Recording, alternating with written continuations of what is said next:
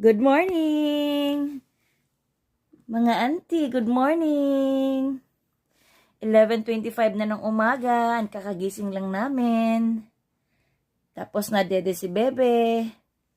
Maya-maya, tanghalian na kami, tapos matulog ulit. And after matulog, pag nagising, maliligo at mag-e-injection kami sa ospital. Hello, good morning! Good morning, good morning! Hi! Hi, Baby Loy, good morning! Good morning, good morning!